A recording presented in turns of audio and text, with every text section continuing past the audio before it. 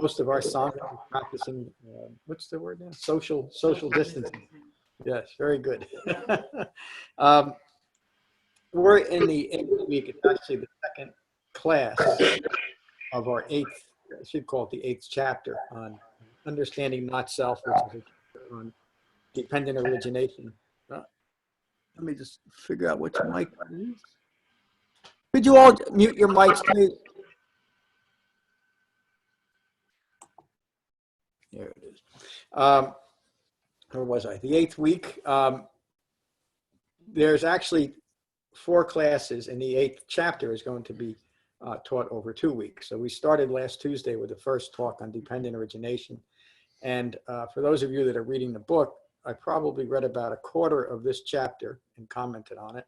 And I'm going to jump ahead a little bit for our second talk on dependent origination. And next week, there'll be 2 talks on the 5 clinging aggregates. Let me just read this, but just to put in context where we are in our study, we started with Jhana meditation, our first class, which was just a review of the technique, basically.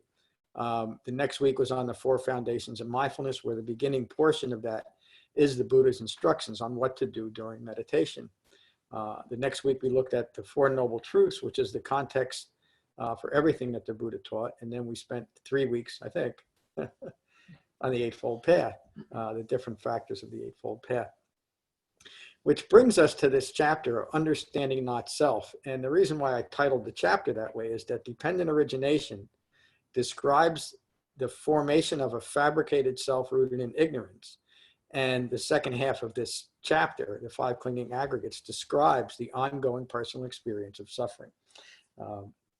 So I'm jumping ahead. I think I'm about halfway through the chapter, and we're still on dependent origination. My words here: life in the phenomenal world is often experienced as arbitrary and personal, while at the same time predetermined and unavoidable. Dependent origination explains the process of the formation of a personality, a self, and the process of maintaining the self. That's kind of an important line there, because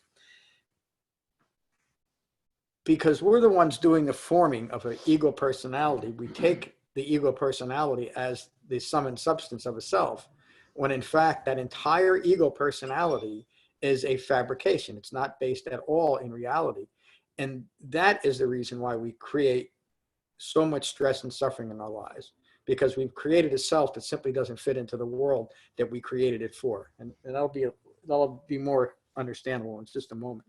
Dependent origination also explains the impermanent environment in which the distraction of dukkha arises and the steps necessary through heightened wisdom, heightened virtue, and heightened concentration to refine thinking and reverse the formation of an ego personality. Heightened wisdom, heightened virtue, heightened concentration refers to the Eightfold Path.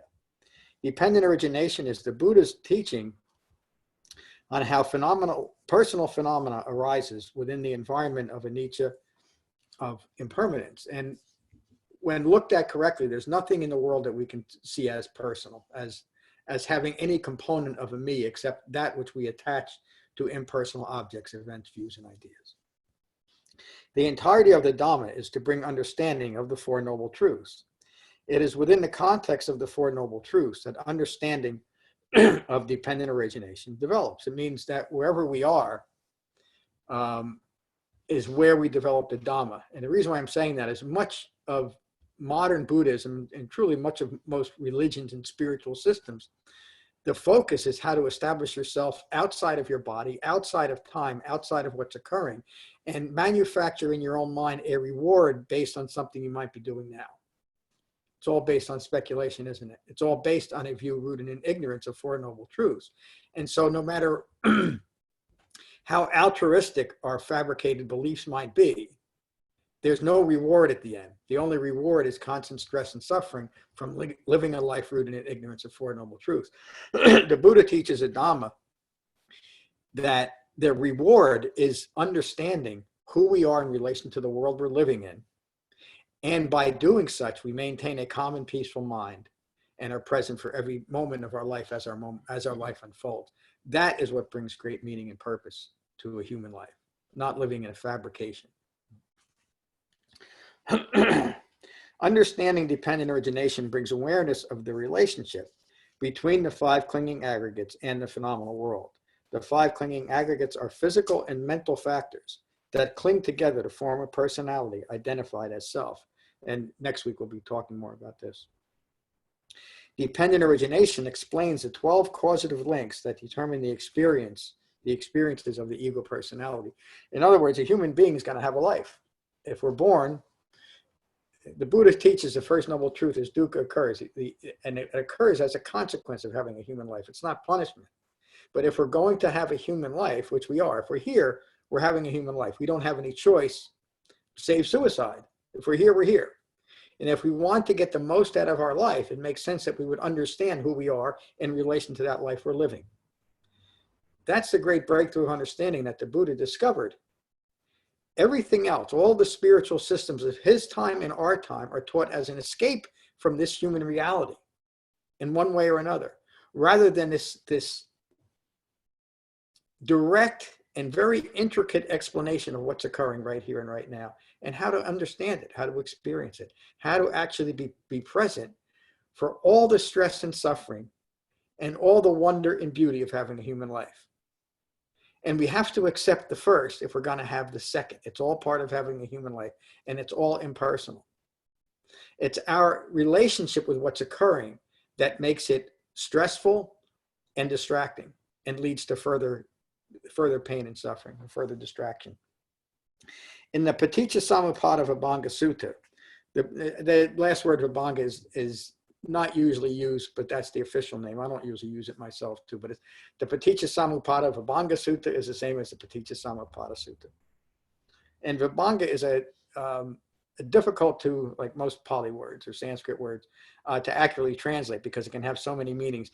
In this meaning, Vibhanga simply means the overarching presentation of dependent origination. The Buddha taught dependent origination in many different suttas, and some of them only have 9 links. But when you look at, and I'm not going to get too deep into the why, but when you look at the context of that particular sutta, the 9 links relate to it. But you'll understand the 12 links in just a moment. The Buddha presents the 12 causative links of dependent origination. Each of these 12 links are required to cause the self to experience confusion, disappointment, sickness, old age, death, and rebirth. The first, the Buddha's words, from ignorance as a requisite condition come fabrications. I said these are the Buddha's words. These aren't his exact words. These are from the Paticcasamuppada Sutta. From ignorance as a requisite condition comes fabrications. This is not a statement by the Buddha saying that as human beings, we are basically just ignorant. What the Buddha is talking about, and this is why immediately the teachings point us to the importance of context. Because without context, that's what we're all going to assume. Oh, the Buddha just thinks we're a bunch of ignorant fools. In the context of the Buddha's Dhamma, what the Buddha is referring to, obviously, is ignorance of 4 noble truths. So I'm going to say it that way. From ignorance of 4 noble truths, as a requisite condition, come fabrications, as a requisite condition. Without that requisite condition, there is no fabrications. A fabrication, we had a series of classes on what fabrications exactly are, but fabrications are basically a corruption of what's occurring right now. Or Thanissaro Bhikkhu uses the word perversion, which is a nice strong word to describe what a fabrication is. It's a perversion of reality. And perversion really relates to that, doesn't it? Because it implies the grasping and craving after that creates these fabrications in the first place. And it's a grasping or craving after a fabricated self that once it's established, that human being is compelled to keep the fabrications going or the whole house of cards falls apart. And that's where all the stress and suffering comes from. We know that we've done this to ourselves, but it's the nature of ignorance to ignore its own ignorance. It's in the word, isn't it? It's the nature of ignorance to ignore its own ignorance. And so we create these very powerful but very subtle strategies to maintain this ego personality, anatta, in a world that cannot support it, and yet we continually strive to do that, to do so. We spend from birth to grave doing that one thing, maintaining a fabricated self. And it's why, no matter what we experience in life, there's ultimately disappointment. Because even the things that we develop or acquire are rooted in impermanence and so will bring disappointment. The only resolution to that is to understand that process. From ignorance of Four Noble Truths comes fabrications. From those fabrications leads to all the rest of this stress and suffering. And I'll explain that. This is the 12 links. From those fabricated views of self, from fabrications as a requisite condition, comes consciousness. Excuse me. And here it's important to point out one of the biggest misunderstandings in modern Buddhism, and I would say in the pop culture understanding of what the Buddha taught. In general, the Buddha never taught creation or any type of creation myth, even though most of modern Buddhism rests in that one fabrication. And that creation myth is attributed to what I'm reading here, to dependent origination. And there's nothing, when you hear the whole thing, there's nothing in the Paticca Samuppada Sutta or any other teaching that the Buddha ever gave that teaches creation or includes a creation myth, meaning it explains where we come from. One of the most common misperceptions of dependent origination comes from something the Buddha never taught, which is the Abhidhamma, the third section of the Pali Canon. And that's where mostly Theravadins fabricated what the Buddha taught to justify their own need for a magical and mystical type of Buddhism. And so when you read the Abhidhamma, you can see where the creation myth attributed to dependent origination came from. It makes no sense. The Abhidhamma is just a ridiculously complicated and fabricated read that has no basis at all in reality, has no basis at all in what the Buddha taught. But in there, it teaches that, and I can't even explain it, even though I've read it 100 times, that the phenomenal world came into being over a series of 3 lifetimes. Immediately, that makes no sense, does it? But that's basically what it says. And the formation of the self occurs over those 3 lifetimes, resulting in a situation that we cannot extricate ourselves. The only thing we can hope for at that point is escape from to some other destination, meaning get out of the human life. And so when you look at it that way, you can see how the Buddha's Dhamma was corrupted to support fabricated dharmas. This is the one sutta that all the fabrication that has developed and called Buddhism is rooted in a corruption of this initial sutta. And this is what the Buddha awakened to. So that last line, from fabrications as a requisite condition comes consciousness, points to what I was just saying. Many people today hear that word consciousness and immediately go to this idea of a consciousness with a big C, meaning a grand cosmic consciousness. This grand cosmic consciousness that holds all of creation within its one thing. It's sometimes called unity consciousness or one mind consciousness.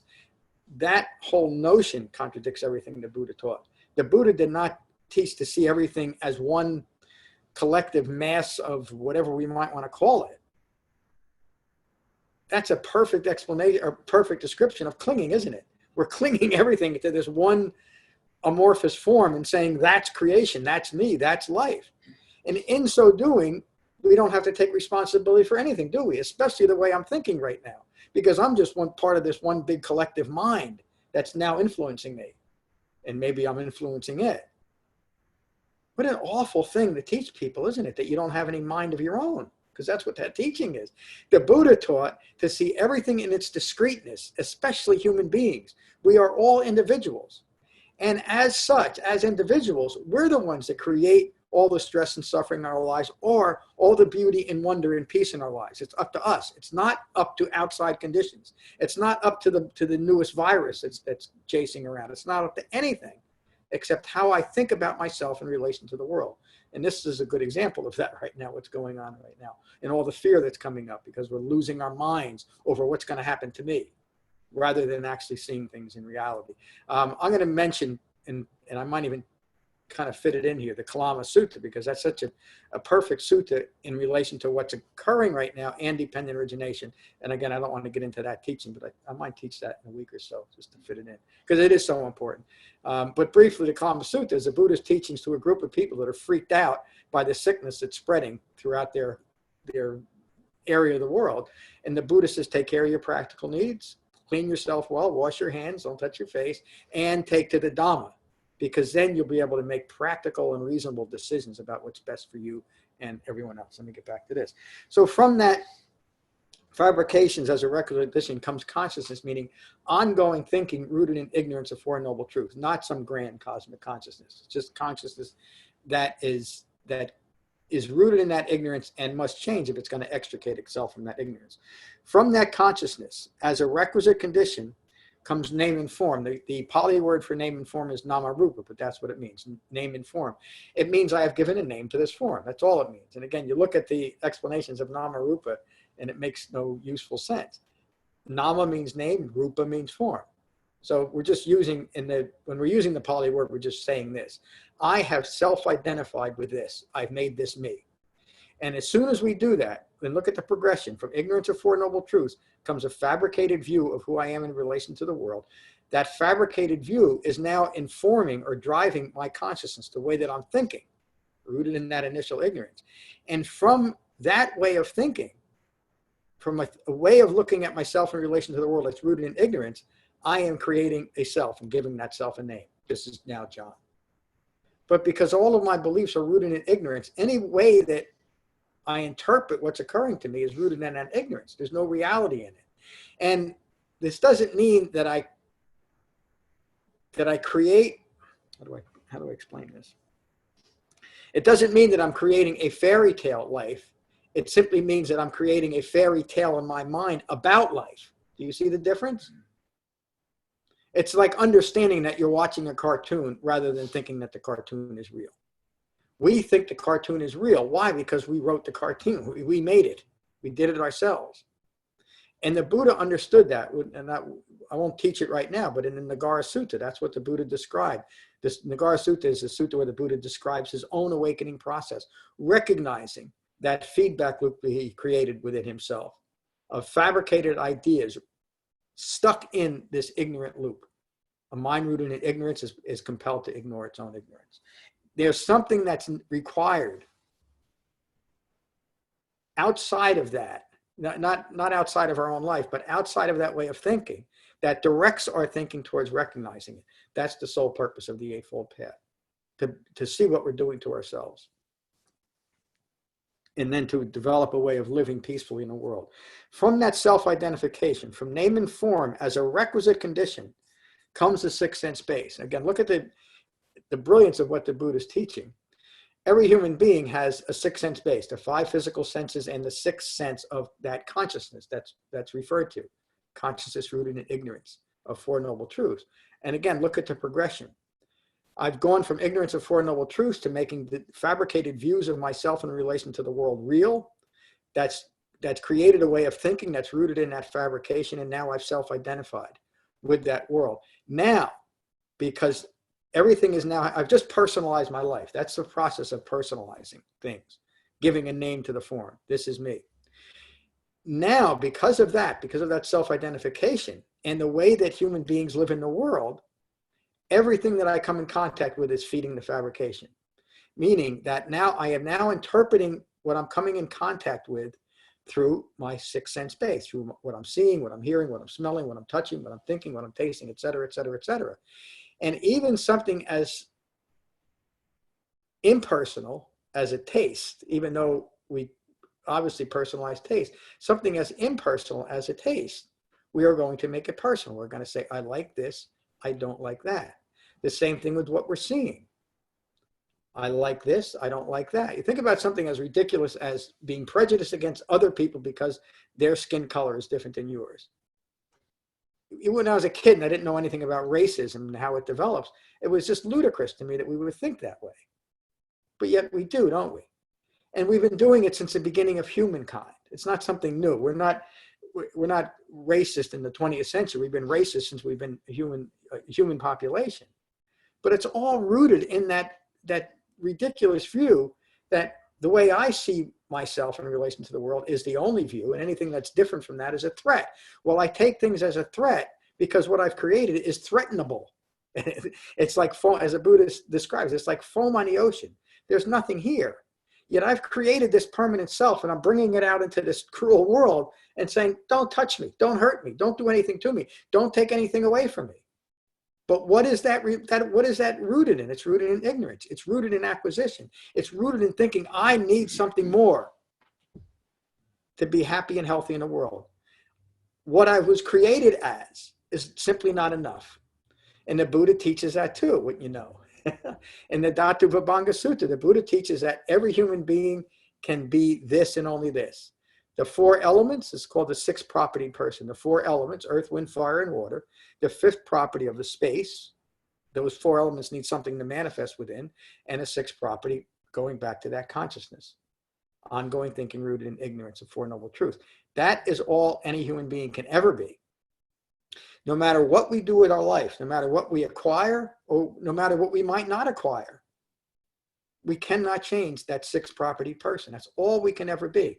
But we can decide how we're going to experience our life as that sixth property person. That's the choice that we have in each and every moment.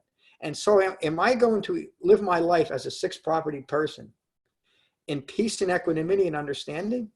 Or am I going to continue to go against my own grain and insist through namarupa, through self-identification, that what I've created is me, but what reality states it is isn't me? Because that's what we're doing. And the Buddha, again, the Buddha realized that, and he taught a way to flip that equation. To have the same life, the same human body, the same human mind, but live life in reality. To let go of all those fabricated views. And here, Dependent Origination explains how that process began in ignorance and where it takes us to. So, excuse me. Our minds are rooted in ignorance, and that is the defining view. That's called a wrong view. And this relates directly to the first factor, the Eightfold Path right view. In order to go from this self-referential wrong view, we have to understand the process so that we can undo it. And that's what the Buddha is describing here. So again, just to emphasize that point, my mind rooted in ignorance of what's really occurring and interpreting what's occurring through that sixth sense base. And so informing my ongoing consciousness, the sixth base, the sixth part of that sixth sense base, with those continued wrong views, I can only continue my own ignorance. But once I start recognizing that, I can undo it. This continues with the formation of stress and suffering. From name and form as a requisite condition comes the sixth sense base. From that sixth sense base as a requisite condition comes contact. It makes sense, doesn't it? It has to be. I have to have something to interact with in the external world. But again, the Buddha's being a little bit intricate here so that we can understand the process as it occurs. It's not just being a lump of humanity that things are happening to us. There's a process in each and every moment that we are in complete control of. If we have a well-concentrated mind and understand how to see these things, that we are in complete control of, unless we decide to give up control and live in a fabricated view. From ignorance comes fabrications. If I can find a way to recognize and abandon those fabrications, then I will stop feeding my senses from a fabricated view. And so this is, the entire 12 links are critical, but this is the point of the manifestation of ignorance in our lives. It's right here. This is where it's occurring. From that consciousness as a requisite condition, from ongoing thinking rooted in ignorance of Four Noble Truths, this relates to what I just said, comes feeling. We define ourselves by how we feel, don't we? And if I'm defining myself by how I feel in relation to thinking that is rooted in ignorance, what will I do? I can only fabricate on top of the feeling that itself is fabricated. This gets into that feedback loop. All that I'm doing is keeping myself imprisoned in my own views. And once I decide that my views are now the right view, even though the Dhamma teaches us that they're completely fabricated views, they're wrong views, because they're mine, I'm not going to let go of them. The only stress that comes from Dhamma practice is the stress of letting go of fabricated views. Yet many, many people cannot do that one thing. The Buddha described teaching the Dhamma for those people with just a speck of dust in their eyes, meaning people that are very close to understanding and just need to be aware, need the little push from the truth to overcome that. And that's just the way it is. It's not right or wrong. It's not that there's some people that just won't get it. There are some people that just won't get it. That's the first noble truth. The Buddha didn't see himself as a savior. He didn't teach a salvific religion for just that reason. If he saw himself as a savior or hoped to teach a salvific religion, it would completely deny Four Noble Truths, wouldn't it? Of course, the Buddha saw the reality of that. He didn't see himself as a savior. He saw himself as a teacher to those willing to learn how to live in this life, period. That's all he wanted to teach. But when you understand it, what more could you want than to understand who you are in relation to the world you're living in? It changes everything. It makes each and every moment meaningful. It makes each and every moment poignant when you understand it. I was just speaking with someone, I won't get too deep because it might be personal if I explain the story. Once we're at that point, there's nothing that we have aversion to, because we understand that aversion is the most foolish thing we can ever develop. And I'm not talking about practical aversion, like don't kiss people with the coronavirus. Fabricated aversion, living in fear, kind of what's occurring right now. We live in reality. And because of that, there's no fear. We're able to be present for each and every moment of our life. And then if that moment doesn't include winning the lottery, it doesn't matter. Because winning the lottery and having a cup of tea are the same thing. Winning the lottery and having an argument with someone is the same thing. Winning the lottery and hearing that you're very, very ill with something is the same thing. Meaning it's the same experience. You experience these things with a mind of equanimity. It's just what's occurring. And if you haven't experienced it, and many people, it doesn't take a culmination of the path to have these experiences. Many of you online, I tend to talk out to the group that's here, but there's more people online this morning, have had that experience of life in this moment is just the way it is. And that's wonderful. But it's not an exaggerated or exciting feeling. So it takes a well-concentrated mind to understand, yeah, right now I'm okay. I'm actually enjoying this life. I'm at peace with what's occurring. This is meaningful. This cup of tea or this sniffle is meaningful. Why? Because I'm having it. It's not because it's the most expensive cup of tea or the rarest or anything. I'm enjoying this cup of tea because I'm enjoying this cup of tea. It's what I'm doing right now. I'm enjoying my life right now because I'm enjoying this class and I'm enjoying teaching this class. You all are enjoying this class because you're wowed by what's occurring in this class. We're present for life as life occurs. Everything is meaningful. Now,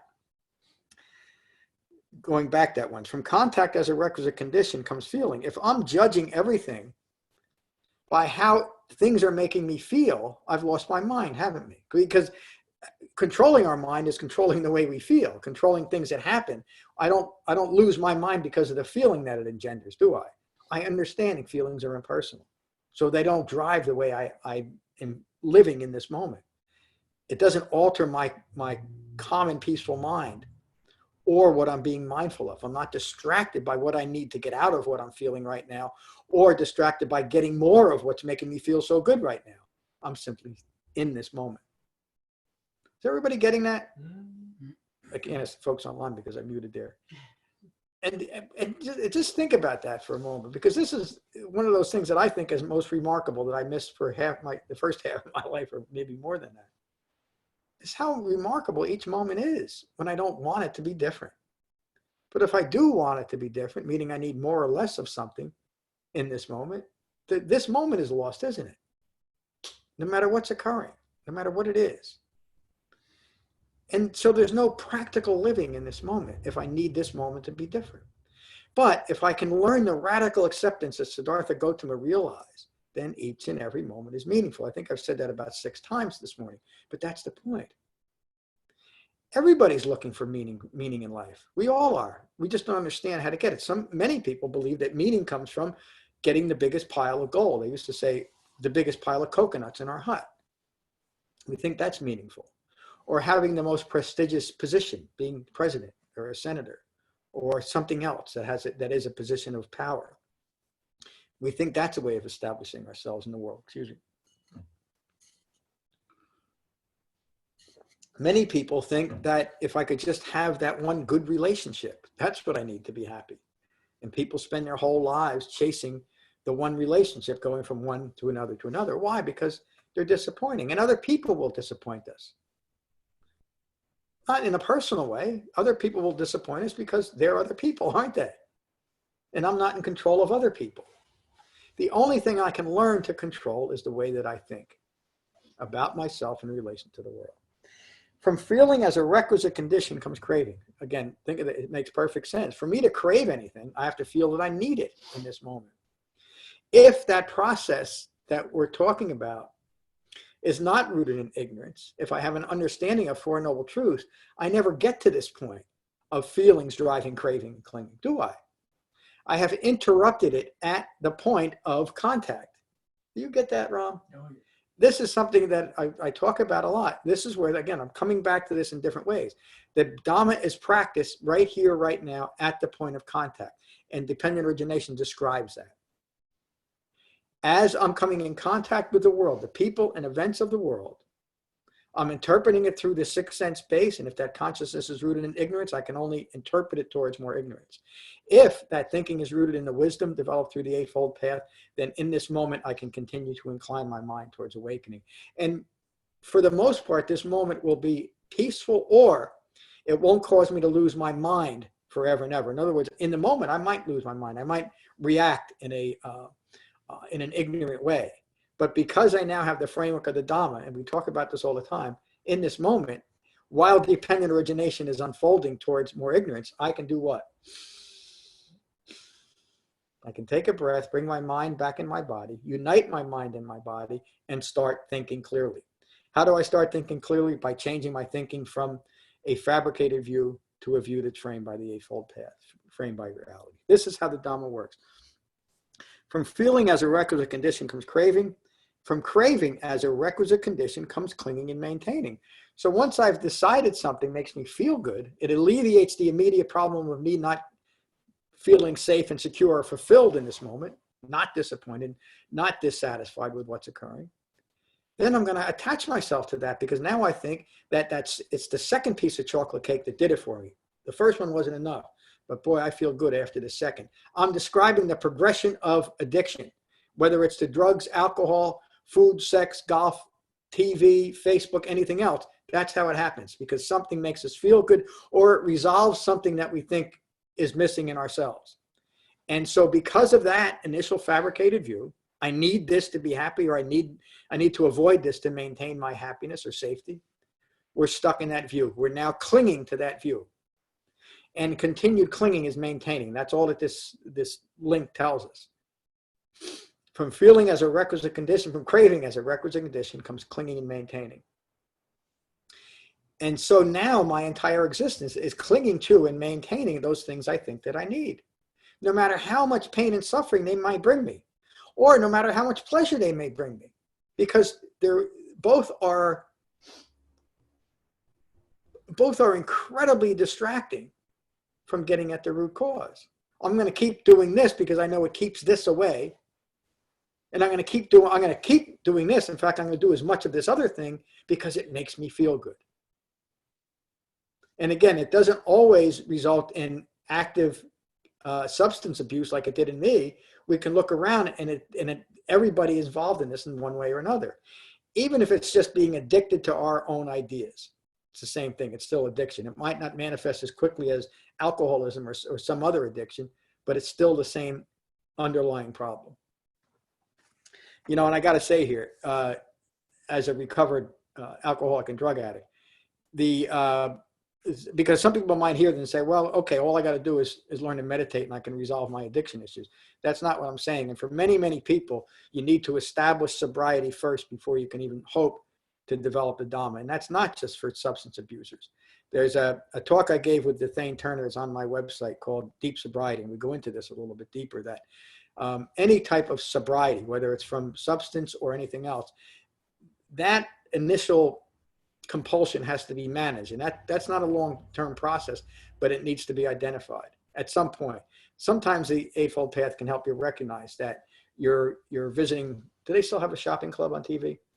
Whether they do or not, you're visiting the shopping club too often. That's a distraction from your life.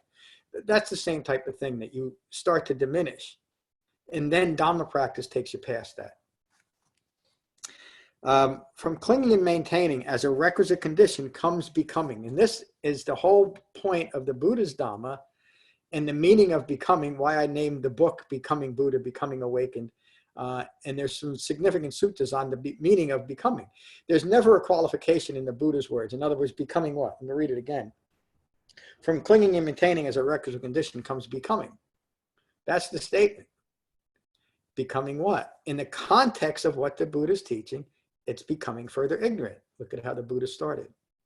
And so that's, again, that's the choice that we have in each moment. In this moment, am I going to frame my thoughts, words, and deeds by the Eightfold Path and become awakened? Or am I going to continue my ignorance and only become further ignorant? That's the meaning of becoming. From becoming further ignorant as a requisite condition comes birth. Again, the Buddha's teachings on physical birth are disputed here. He never concerned himself with teaching how human beings come into physical existence. Why? That's a great mystery for all of us. Human beings have been looking, where do we come from, where are we going, since the beginning of time. The Buddha didn't address it because it's simply a distraction. It doesn't relate to the Dhamma, and it doesn't relate to what's occurring. Why do we need to know how we got here? Why? As a scientist, we might want to know that. I can understand that. As someone who's hoping to understand what's occurring right here and right now, needs to understand that they're here, right here and right now. Where I came from is a distraction from what's occurring right now, isn't it? I'm here. How do I know I'm here? Because I'm here. I don't have to describe the process of getting here. In order to sit here and teach the Dhamma, I don't have to go into intricate detail and explain to you everything I did this morning once I woke up to get here. I'm here. That's all you need to know. And you don't have to think about how I got here either, do you? I'm in front of you. That's all you need to know. Well, we are always in front of ourselves. We're always here. We can never escape ourselves unless we develop a way of looking at ourselves in relation to the world that is rooted in escape. And isn't it interesting that much of modern spirituality is rooted in that same escape? I don't want to face who I am. I don't want to address who I am and what I am in relation to the world. So let me create these very powerful, very subtle, very intricate strategies to continue that ignorance, whether it's without a so-called philosophical practice or a spiritual practice, or fully embracing some type of religion. It's all the same thing in that way, isn't it?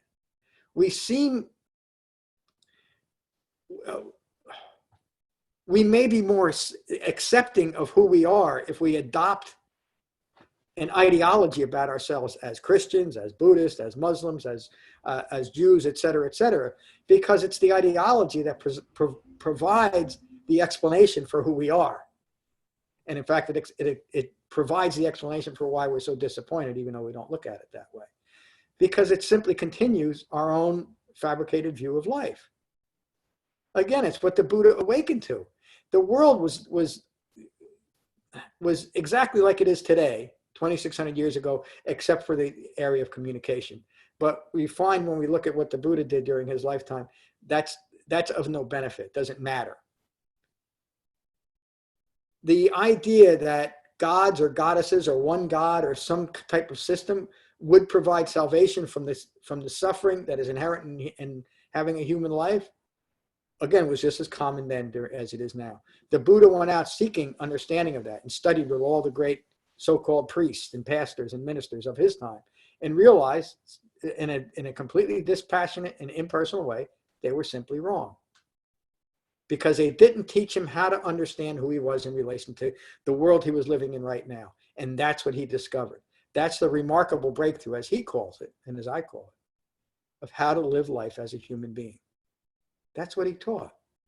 He taught us how to be human beings, as opposed to this ignored view that there's something wrong or something lacking in me and I need to be more than I am in this moment, which means you just lost your life. So that's the idea. That's the idea of birth. It's not that we're creating the conditions for a physical birth. We can only do that one way, by the way. Well, we can do it medically too, but that's how human beings reproduce, only one way. I can't think myself into the next generation, even though people believe that consciousness it carries creation forward. It's ridiculous when you look at it.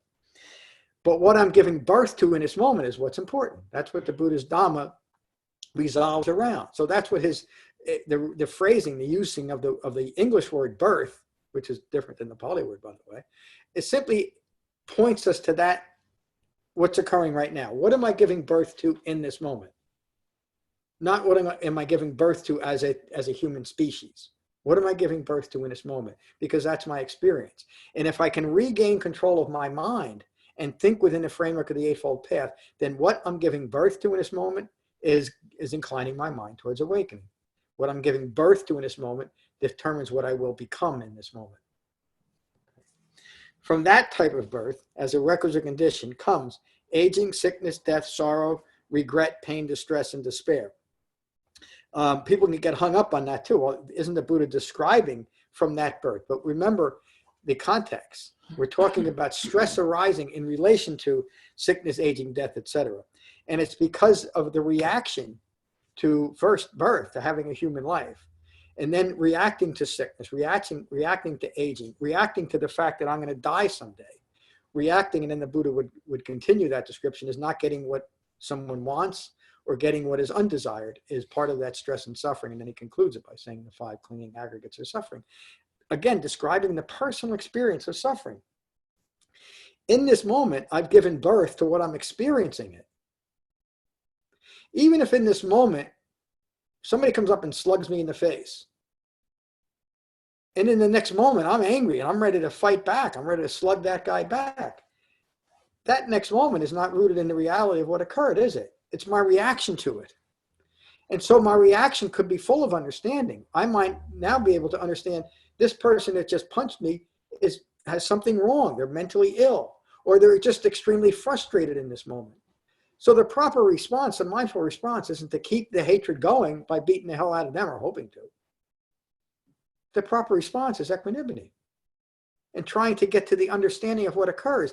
And then if in that moment I realize there's nothing that I can do, and if I stay here, I might be in danger, I move.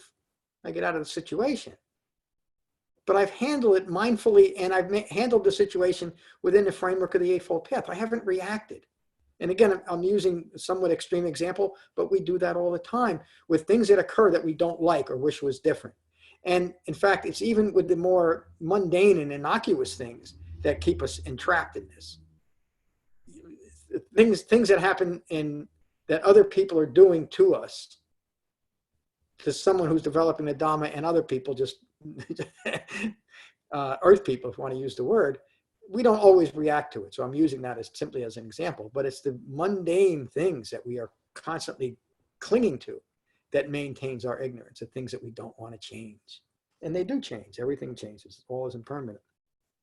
From that birth as a requisite condition comes aging, sickness, death, sorrow, regret, pain, distress, and despair. My words here. Then the Buddha describes in slightly more detail in reverse order each of the 12 links. But let me just go back to that. So that was the 12 links that begins in ignorance and ends up in despair, in stress and suffering, in dukkha. Excuse me. One of the things that can be confusing about that is we can try and track it too closely or be too analytical over each link in the chain.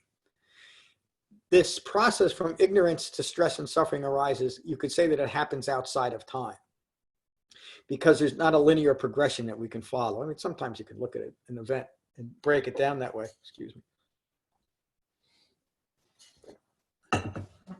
But from that initial ignorance, and this is something that's always going on with us as human beings, from that initial ignorance, in this moment, I can only help but create something that's going to contribute towards my own stress and suffering. And again, it happens outside of time. We can't see it happening, but we can understand that it's happening. And when you look at this closely, I think every one of you could agree that each one of these links occurs in your life. And anytime any one of these links is recognized and dismantled or broken or cut, the whole 12-link chain of dependencies falls apart. That's why it's called dependent origination. Notice the word requisite, beginning with from ignorance as a requisite condition comes fabrication. From ignorance of Four Noble Truths as the requisite condition. It's required for human beings to end up in a confused and deluded state. The fact that it happens to everyone doesn't mean that it's part of our fabric. It is now because we've created it. But each individual can change that. They can change their relationship to ignorance of Four Noble Truths. And the Buddha teaches us, again, he doesn't leave us there hanging. He tells us how to undo it. Now, the Buddha's words. Now, what is aging and death? Aging is decrepitude, brokenness, grasping, graying, decline, weakening of the faculties. Death is the passing away of the aggregates, the ending of time, the interruption in the life faculties. Why is the Buddha teaching that? He's simply teaching it as a practical teaching. This is what aging is. It's just a common human occurrence. It's the same for each and every human being. Now, what is birth? Birth is the descent, the coming forth, the coming to be. Again, he's not talking about a physical birth, is he? Birth is the appearance of the sixth sense base in relation to ignorance. The sixth sense base is now confirming my ignorance. Birth is the appearance of the sixth sense base and the five clinging aggregates. Again, we're going to talk more about this next week. But the five clinging aggregates are the personal experience of birth of ignorance taking place. It has to have a vehicle. And the vehicle that we create, we self-create, is called the five clinging aggregates. Now, what is becoming? Buddha's words here. Becoming is sensual becoming, form becoming, and formless becoming. That last could be a little bit confusing because somebody might take it, wasn't the Buddha talking about non-physical dimensions? No, he's talking about using ignorance to create the belief in speculative non-physical planes of existence. That's what the Buddha is saying is formless. It's all rooted in ignorance. It's all, and clinging to it is part of the five clinging aggregates. Some of the suttas that we'll get to, some of the ones that we've covered, talk about that. That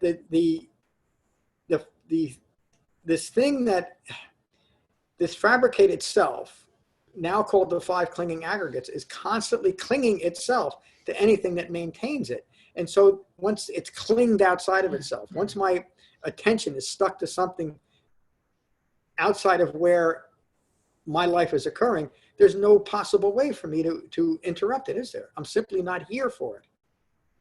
It's in my mind. It's my uncontrolled or mindless mind that's driving my thoughts, words, and deeds in this moment, rather than reality.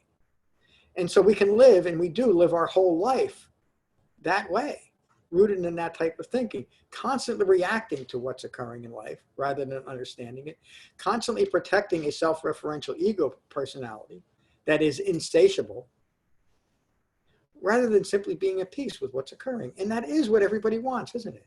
When most people think about it being peaceful, they think of themselves disentangled from the world, maybe sitting in their easy chair, or maybe sitting on a beach or on a mountaintop or in their meditation chair. But almost always it's a vision of themselves disentangled from the world, the peaceful vision of self. That should tell us something, but it doesn't, does it?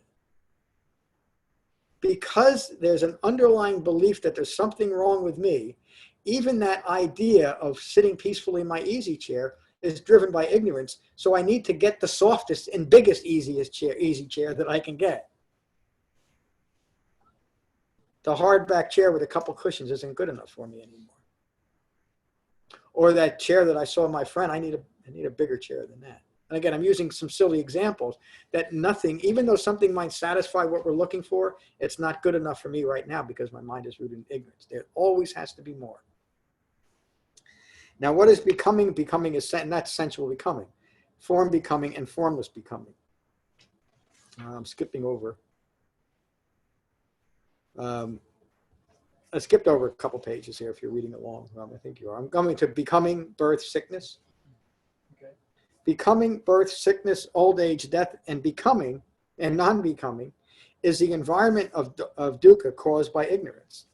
The links of clinging, craving, feeling, contact, a sixth sense base, name and form, consciousness, and fabrications are all part of the process of a self arising from ignorance. This process is maintained by continued ignorance, furthering karma or kama. And we're going to get into that in 2 weeks, I think, what karma really means. The Buddha then describes how clinging to the notion of self maintains this feedback loop of senses, establishing a self and maintaining the cycle of birth, death, and rebirth. Wow, sleep. And what is clinging? What is clinging and maintaining? There are 4 types of clinging. Clinging to sensual, clinging to sensual stimulus, clinging to views, clinging to precepts and practices, and clinging to the doctrine of self. That's something that Buddha referenced many, many times, clinging to precepts and practices, because he noticed that many people were engaged in ritual as their way of overcoming their own ignorance, meaning a lot of praying, a lot of bowing, a lot of visualization. During the Buddhist time, a lot of sacrificing, both animals and human sacrifice. These are all precepts and practices and rituals that the Buddha realized were just rooted in ignorance, even though most of modern Buddhism is consumed by rituals and practices rather than the actual. I mean, I was involved in modern Buddhism for decades at some of the most world-renowned monasteries and some of the most world-renowned teachers, and nobody ever mentioned Four Noble Truths or the Eightfold Path except once in all that time. And I heard hundreds and hundreds, maybe thousands of Dhamma talks and meditations and all that. So I speak from that experience, which is the same experience that the Buddha had. He heard the same thing when he was out there looking. The Buddha here is cautioning against developing or maintaining practices that are given validity simply from the feeling developed or the views reinforced. And the feeling developed usually is when I start chanting or bowing or whatever it might be, I feel like I'm doing something because the motivation was that someone's noticing what I'm doing and is going to give me a reward. There can be nothing more fabricated, could there? Everything the Buddha taught is taught to be experienced by human beings through their own capabilities, not through supernatural, imagined or fabricated capabilities. Engaging in rituals or practices that continue a doctrine of self in any realm, physical or otherwise, are also to be abandoned. The Buddha here has taken a methodical route from the ultimate unfolding of ignorance, suffering arising from birth, back to the second noble truth or the origination of dukkha, clinging. Along the way, he describes what is clung to, a self that is dependent on continued craving and continued sensory stimulus to be maintained. I'm going to stop there because that's enough for today, I think. Thank you for listening. Let's go online to the. I'm just going to start at the top and ask if I can see you. Ask Trevor. How are you, Trevor? I think I unmuted you. No. Yes, John. There Can you. you Yep. Sound good. Oh, great. So yeah, thank you so much. This is such an important chapter in the book, and I really enjoyed the chance to hear your elaboration on it today. I had a couple questions. One is, you made the point that we should recognize ourselves as a 6-property human being, which that view is very compelling to me. At the same time, I've come across some suttas where it seems like the Buddha says, how could we possibly be consciousness? Because consciousness is impermanent. And how could we possibly be these properties? Because those properties come and go as well. So it seems like that's where I'm getting a little confused. Sometimes it seems like Buddha is saying this is not self precisely because it's impermanent. So that's a bit of a. No, I appreciate it. It's a very good question. The context is what's most important.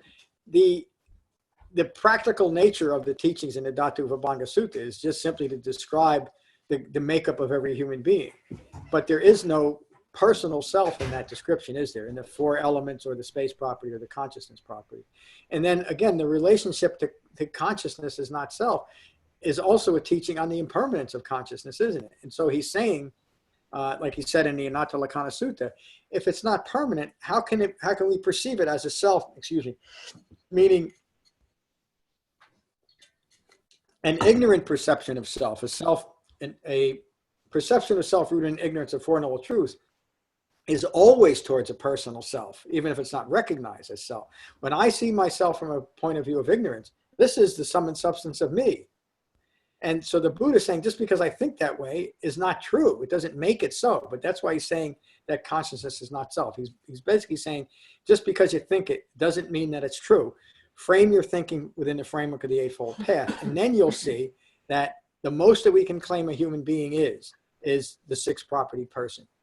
because every human being is. He's not teaching that we're not humans. He's not teaching annihilation. He's not teaching nothingness. He's simply teaching a practical way of seeing ourselves in relation to the world we're living in. So he's also not saying that it's permanent. Yeah, nothing is permanent. So did that bring some clarity, Trevor? That's helpful. Yeah. Thank you so much, John. I'll continue to reflect on what you just shared there. I think I need to. Great. Thank you for joining this morning too. That was a great question. All right, let's see who's next. I'll be needing to leave pretty soon. Kevin, how are you?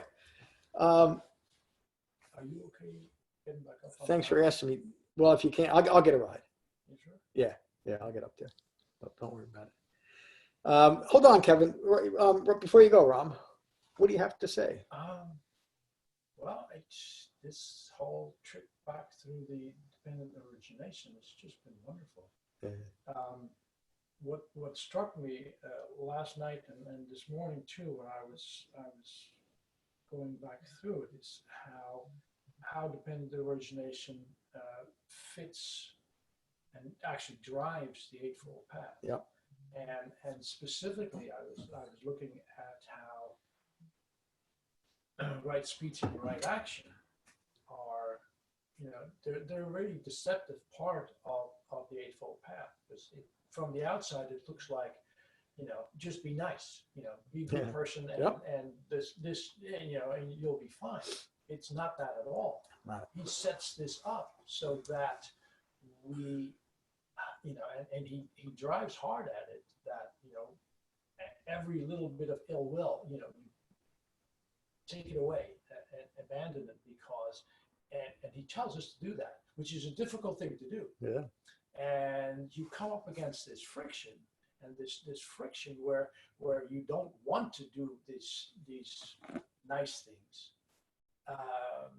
That's where you get to see how dependent origination works. Yeah. That's how you see how from contact you get the feelings.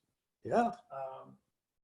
And I just, as before, I marvel at how he set this up. Yeah. How it all fits together. Yeah.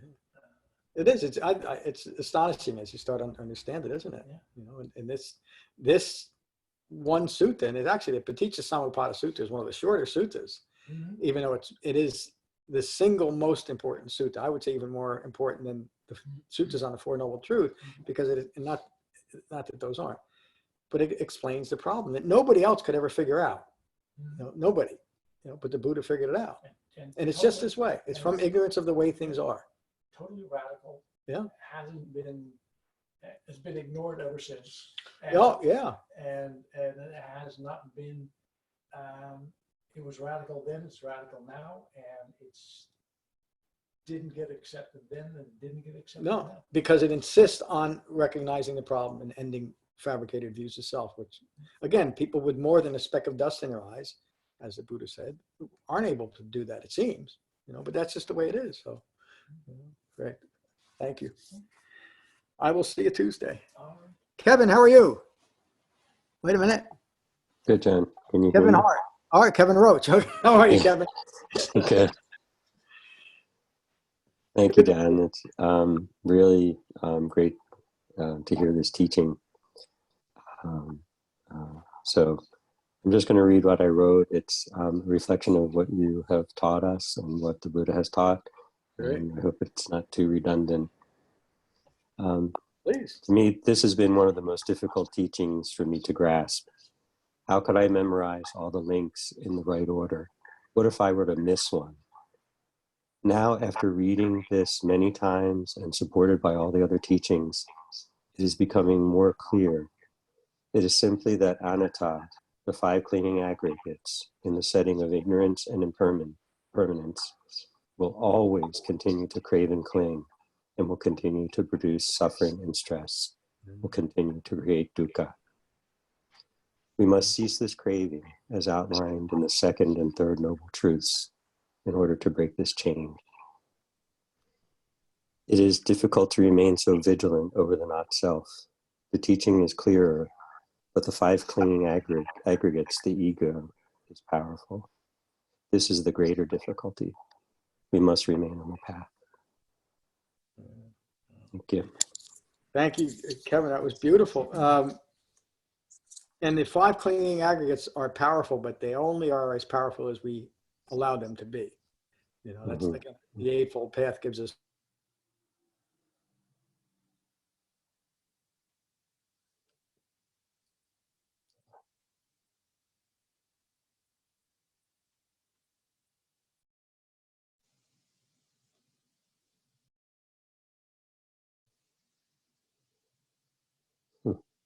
My connection.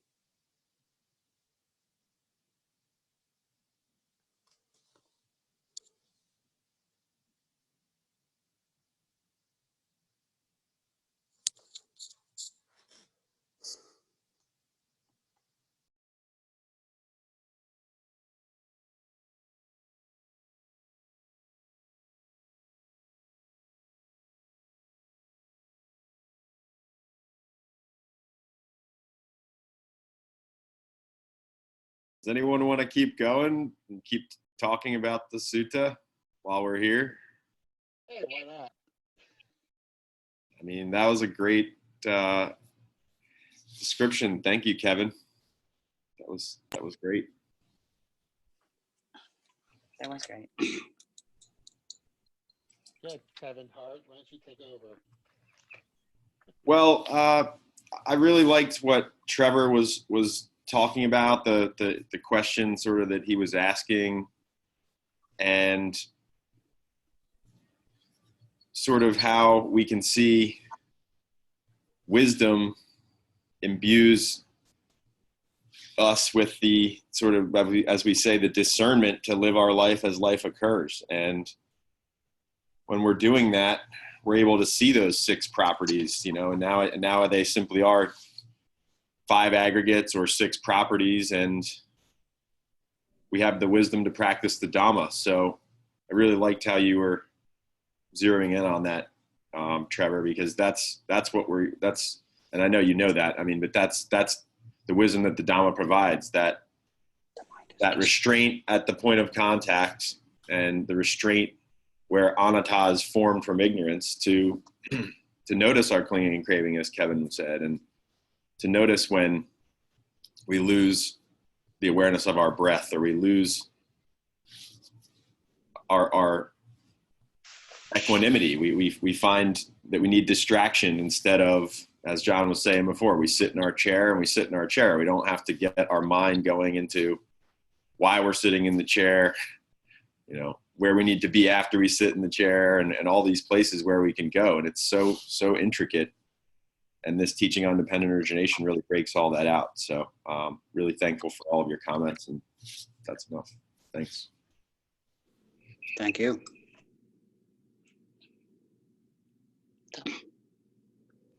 Why don't we go, Tim, do you want to continue since you're unmuted, I guess? Sure. Can everybody hear me okay? Hey, Tim. You guys hear me? Yes, sir. Yeah. I had more questions than comments, but which is typical with my understanding.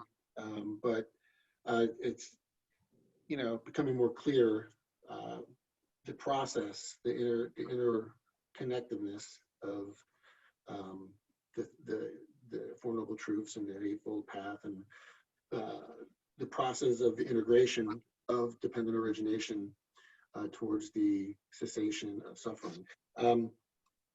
The one thing I would like everybody's view on, if possible, is, you know, quite often people make quality references. If you are getting a chair, why not get a comfortable chair?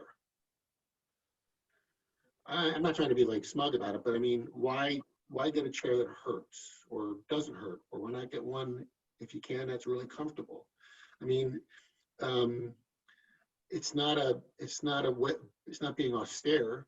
It's just a view of quality. And so long as it's not something that is you're clinging to, something that you're craving, you know, I have a hard time understanding that aspect of it. I might be overthinking it. And then the other thing are the precepts and practices that the Buddha references often. Aren't those pretty much modern day mores and values that change through time? So I don't know, but I'd be interested to hear anybody's wisdom on that or insight on that, on those two things on the part of dependent origination.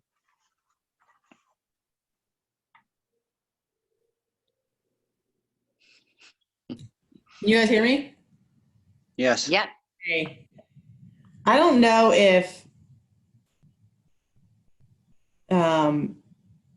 this is going to answer your question, Tim, or just make another question.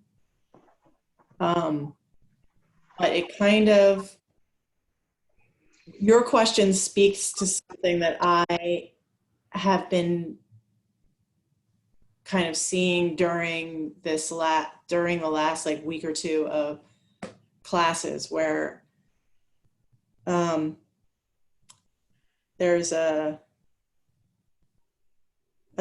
distraction happening, even when you, not for you, I'm not talking about you personally, Tim, at all, but this is something that I'm noticing, where, you know, if fear comes up, or if discomfort comes up, or if pain comes up, that doesn't mean we're not on the path. If we recognize that we're choosing the comfortable chair, that doesn't mean we're not on the path. It just means that's what's happening right now. And, you know, I think it's important to recognize, you know, what is the intention? Where am I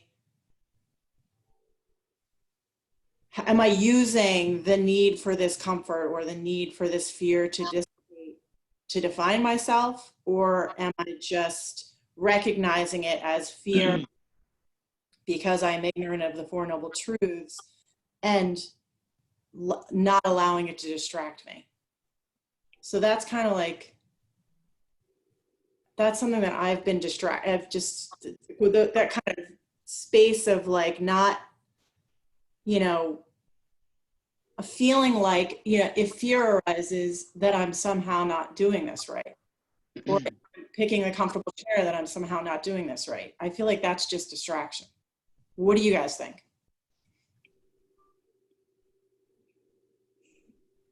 I think you make a good point, Jen, and to sort of what you were saying, Tim,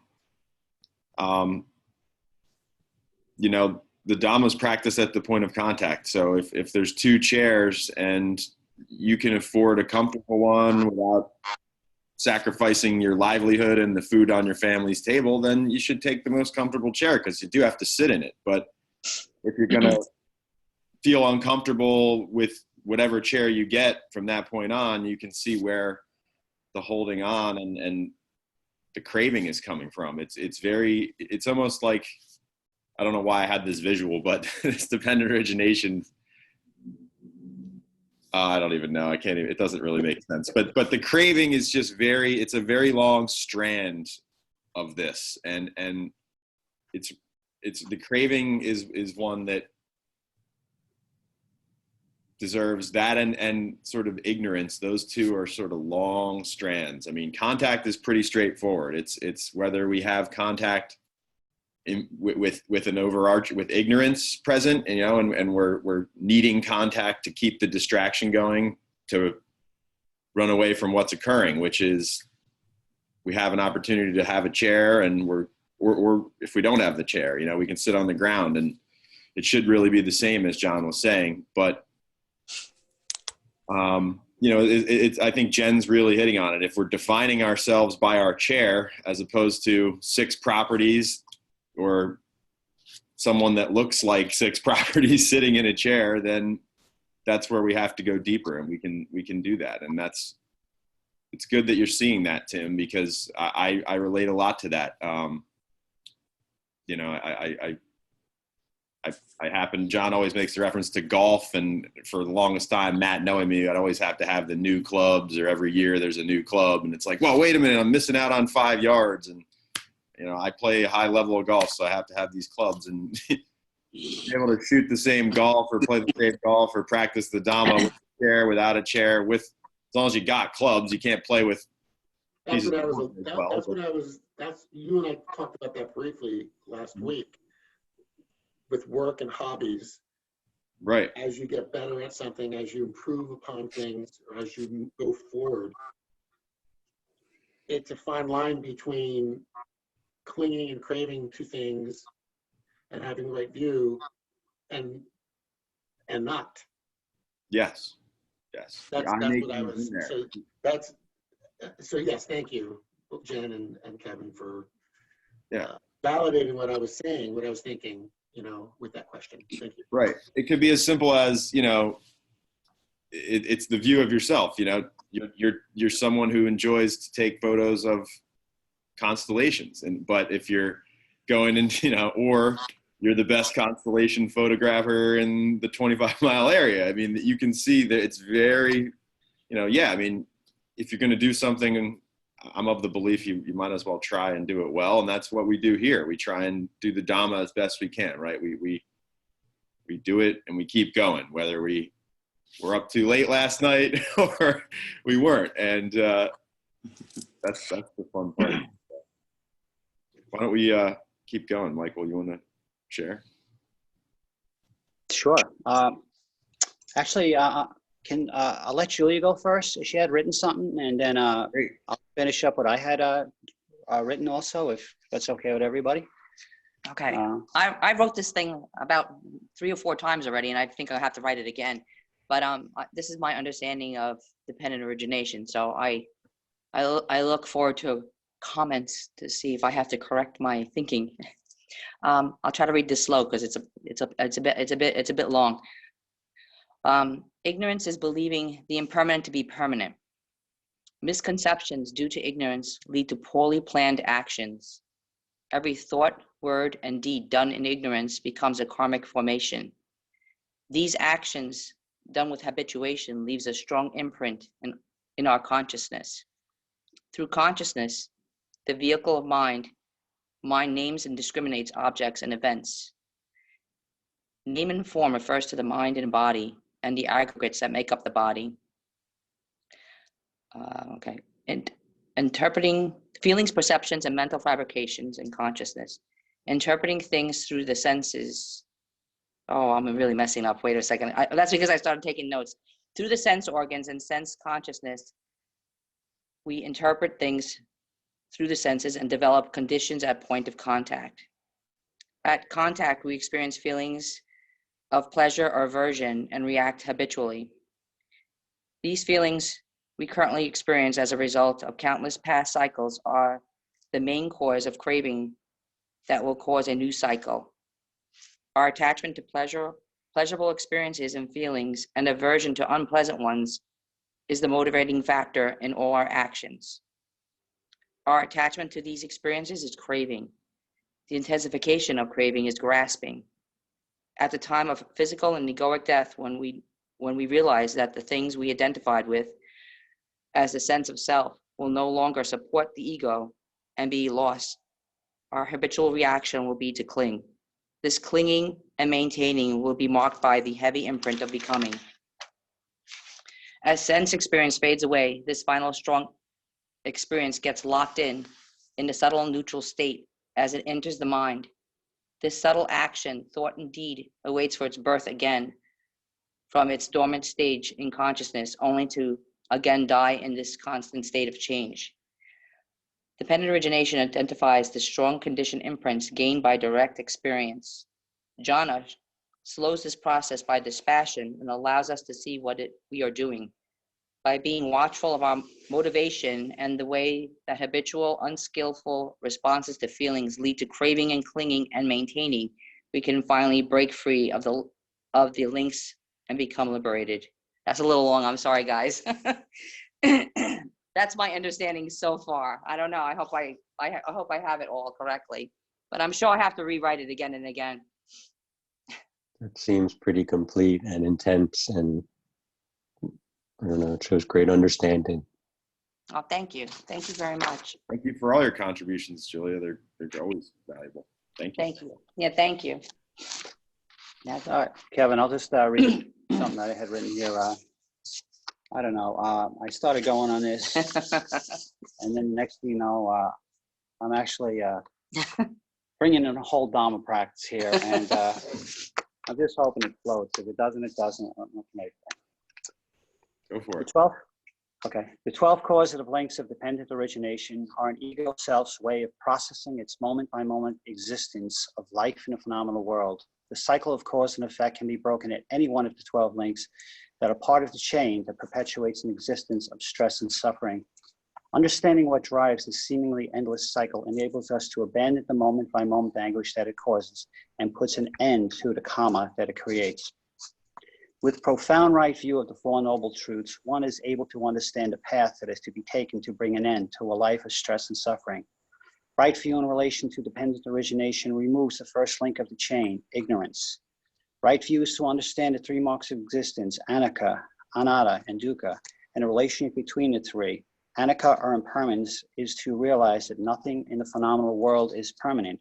It is this understanding that all things are in a constant state of change that enables us to view our existence from the perspective of this truth. Dukkha arises from ignorance of this truth and is caused by craving and clinging to sustain a self-identity that is unsustainable. From this view, one suffers from the 12 causative effects of dependent origination. It is not until we understand the third mark of existence, anatta, the not self, that we can understand that a life that craves and clings for permanence in a world that is forever changing is not who we are. Anatta, then, is the ego self. It is all that we are not in the phenomenal world. From the thoughts that distract our mind, to the material things that we acquire, to the perceptions that form that which we call our self-identity, anatta is the not self. Once this most important concept is realized, we can release ourselves from the 5 clinging aggregates by understanding that form is like a glob of foam, feeling a bubble, perception a mirage, fabrications a banana tree, and consciousness a magician's trick. As disenchantment arises with the aggregates, through the understanding that they are empty and void and without substance, they are released through this passion as the mind unites with the body and the not self, anatta, is recognized, and the 3 marks of existence are understood and perceived with profound right view. The Buddha's Dhamma can now be practiced and integrated as the Buddha had intended for it to be, with an integrated eightfold path, a path whereon disenchantment is developed and dispassion arises as the mind disentangles itself from the phenomenal world. The mind, now free from anatta, resides in a peaceful abiding and becomes still and unwavering as life unfolds before us. Done. Wow.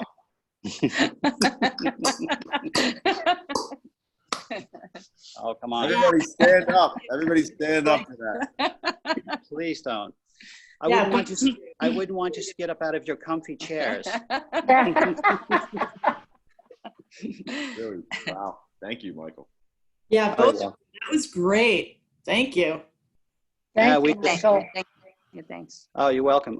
We just really don't have anything to do other than now that we just read this stuff and talk about it and No, we're Yeah. stuck in our house, right? try to Yeah, understand. talk about seclusion, right? You got some Yeah. seclusion. You got plenty of time to study the Dhamma. We're all going to be Exactly. enlightened by the time we get out.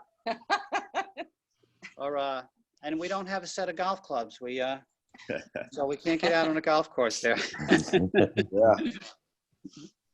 Mom, do you have anything to say? Can you hear me? Yes. Okay. Okay. Well, I have been doing more studying this week because I've been home with nothing much to do, and it's been very enjoyable. But the only thing I have to say is very short. I have really started to enjoy the poetry that John has been putting on in the newsletters.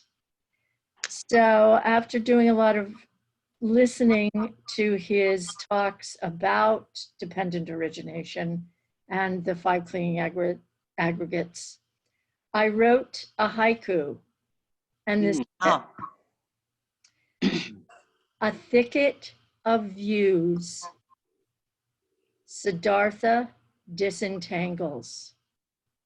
Come see for yourself. Bravo. Very nice. I like that. Very nice. Short and sweet. I like Very it. Very nice. good. Yes, very Thank good. you. Yet a complete teaching. That's it. Absolutely. Okay, that's all I have. Thank you, guys. Quite enough. That's good. Yeah. Well, Can anybody invite John back? I was going to try to do that, but I'm not logged in as the right. I'm logged into my other Google account. And if Oh, see if you can. Boy. I can invite him back, I don't know if. but I don't know. You ever think that maybe he kicked us You all can out? click on that says invite him back. I don't know. Right I action. have a little option to invite, but I'm afraid if I log in, log out and log back in, I'm going to be out too. Yeah. Yeah. We're not that advanced. I guess nobody knows what happened with John. probably just lost the connection. He just lost it. And The center there. Yeah. I'm sure he tried to get it back, but didn't work.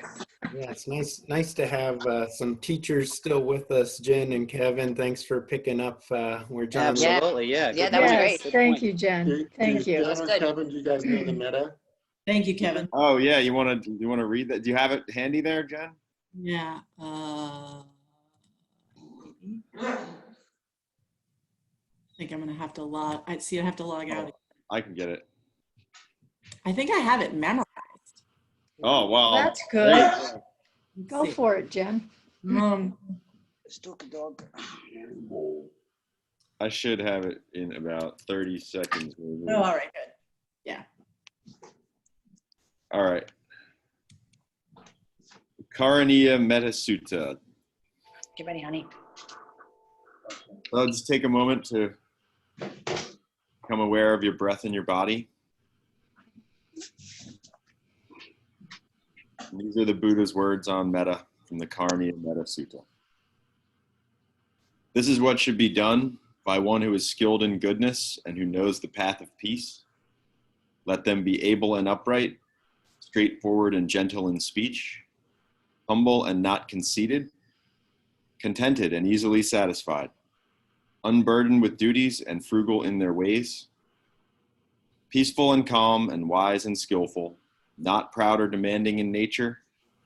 Let them not do the slightest thing that the wise would later reprove. Wishing, in gladness and in safety, may all beings be at ease. Whatever living beings there may be, whether they are weak or strong, omitting none, the great or the mighty, medium, short, or small, the seen and the unseen, those living near and far away, those born and to be born, may all beings be at ease. Let none deceive another or despise any being in any state. Let none through anger or ill will wish harm upon another. Even as a mother protects with her life her child, her only child, so with a boundless heart should one cherish all living beings. Radiating kindness over the entire world, spreading upwards to the skies and downwards to the depths, outwards and unbounded, freed from hatred and ill will. Whether standing or walking, seated or lying down, free from drowsiness, one should sustain this recollection. This is said to be the sublime abiding. By not holding to fixed views, the pure-hearted one, having clarity of vision, being freed from all sense desires, is not born again into this world. Thank you to the Sangha Online. Thank you. Sangha Online, I like it. Yes. Thank you, Kevin. Yeah, thank you, Thank you, Kevin and Kevin. Jen. Yeah, Kevin and Jen. Thanks, Jen. Excellent Well, job. Everybody soon. Excellent job for Bye-bye. guiding the ship. Good job, See you everyone. next week. Thank you, Trevor. Thank you all. Good to see you all. Be well. Bye all. Take care. Have a Bye-bye. great day, guys.